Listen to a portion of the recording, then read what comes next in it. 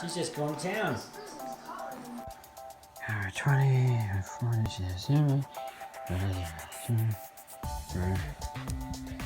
ready to go. I have my shoes on. What did you do this morning? Oh, you ran. I was saying. How many miles you do? 7. 7, that's right. What did you do? I couldn't remember. It was too long ago. What did you do this Now I gotta get some new shoes too. Look at this. Nothing. New shoes. It's because I wear these shoes for working out. You didn't need new shoes. And I like them so much I started wearing them just for regular too. So What are those? these are the Nike Flex 2s or something. Large toe box. I don't know, I gotta look see what size they are. Alright guys, here's your Premiere tip for the day. Actually I have 2 tips. And I mentioned this kind of last time too. So in doing post, you can run into a lot of problems with different file types and things like that. And Premiere's pretty good at translating things into format that it can use. So that's one of the reasons why I've switched from Final Cut years ago over to Premiere 5.5 was because it would take any kind of codec and play it real time in the timeline instead of making you transcode it into ProRes. So lately though I've been having some issues with getting Premiere, or maybe not specifically Premiere, but I think I've tracked it down to a couple things. The red on some of the R3D files, if the battery dies in the middle of shooting, it corrupts the end of the file, so it never writes kind of the tail end of the file, and so the computer sometimes doesn't know what to do with it. It has a hard time loading and seeing the whole file and understanding what it is. The good news is that Red Cine, there we go. Red Cine usually can open those files and fix them. I think they have run into that before. But it sure does slow your workflow down when you're not using Red Cine very much, only occasionally to transcode things. Because I like to edit things raw, go into After Effects using the same R3Ds, so I don't have to end up worrying about converting it to some kind of neutral format, which then you can color correctly going back into Premiere. Also, most of these projects I'm doing, they're pretty quick. They're not like a feature film where you spend a lot of time and a lot of effort making everything as perfect as possible. We're kind of just trying to get these out as efficiently as possible because the budgets aren't super high. We don't have a lot of time to spend tons and tons of time on it, making it seamless. So anytime we can be more efficient is best for us. So taking that step out of transcoding is something I would love to do. That's one of the things we talked about with wishing Premiere would work native RAW, Blackmagic RAW, Cinema DNG 4:1 maybe, which is what the new camera will do. Not just the raw 1:1. So anyway, my whole point of talking about this is, okay, so I've been running into some problems with projects as I bring in new footage, and this could be a couple things. The first thing that happens is it sits there and tries to import and gets stuck. It just sits there on the import window forever. That's when I import an entire card. The very first thing I think about is, okay, in my Creative Cloud, did they update something you weren't supposed to? First tip is never update your applications until you're at the end of a project. I've kind of had a hard time doing that lately because we've been in the middle of a project forever, and there's some features that have come out that I really wanted the last couple times.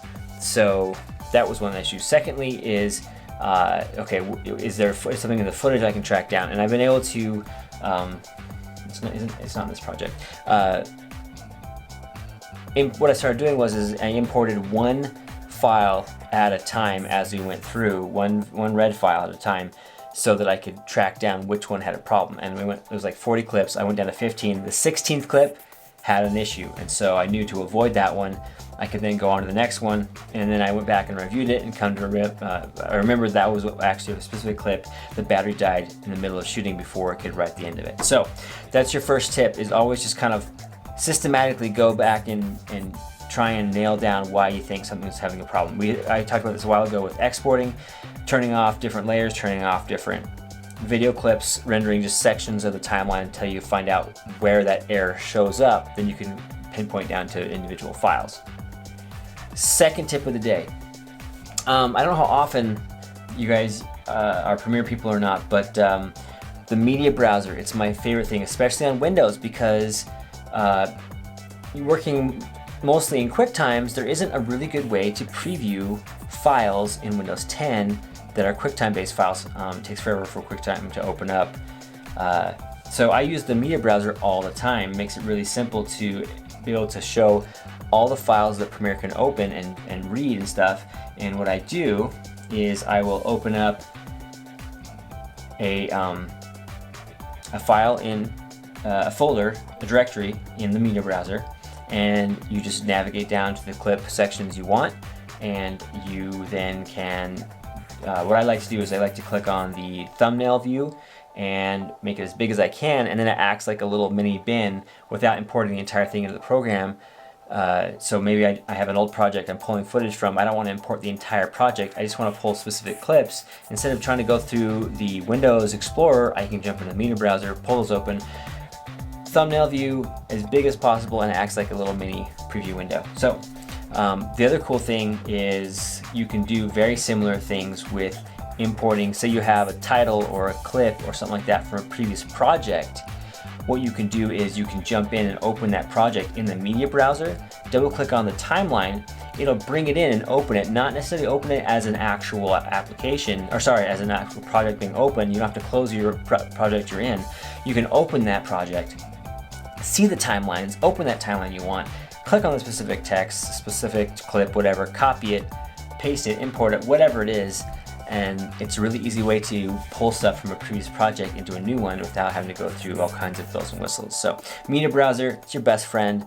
I would work with it and get to know it and all kinds of stuff. And now I'm going to do some more cutting, and it's actually time for bed because it's getting late. So, whew. All right, so this really isn't necessarily filmmaker related, although you could argue that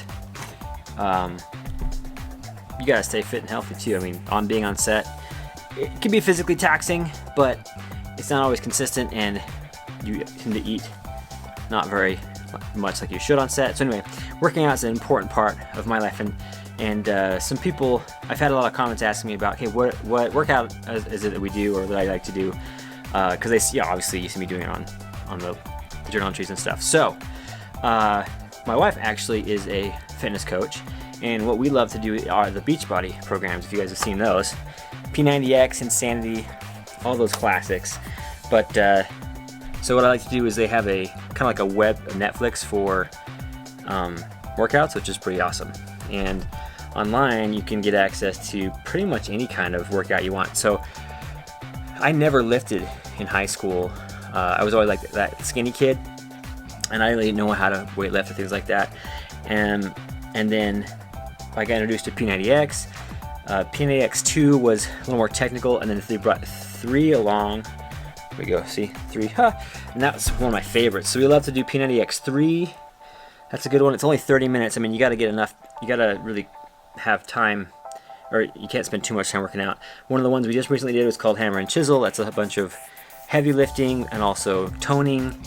One of the ones that we really love, cardio base, is T25. That's just a whole bunch of body weight exercises, a lot of cardio, heart rate up. That's from my wife's favorite trainer, it's Sean T. He does Insanity and some other things like that. Body Beast, we're doing another round of that. That's this guy Sagi. He's a tough big dude. I met him once. He's short, but he makes me look tiny, of course. Anyway, so yeah, so I do kind of a whole mix of things depending on the day. Oh, we also run. My wife and I also love to run. We do Tough Mudders. Technically haven't done a Spartan yet. That's kind of the next thing on our list. But you'll notice like almost like 90% of the shirts I wear either have some kind of P90X or marathon shirt, because they're great performance. They feel great to wear, but then I just have a whole bunch of free t-shirts from doing the races. So there you go. So in the morning we get up, we do something. I like to do doubles because in the evening I'm falling asleep by the end of the day, and if I do a quick 30-minute something, I can do a little more work or something like that without falling asleep, and I feel good. And there you go. So that's what I do for working out, and I love it because I don't have to think about it. I just have the trainers, you just follow along. I've really enjoyed weightlifting. That's probably my favorite thing to do is weightlifting, followed by some cardio, followed by running. Unless I'm running races. Races are quite fun because it's a whole social thing where everyone's running together, and besides you get to shoot it with the GoPro and stuff. So anyway, workout done. I'm gonna go do some cutting now.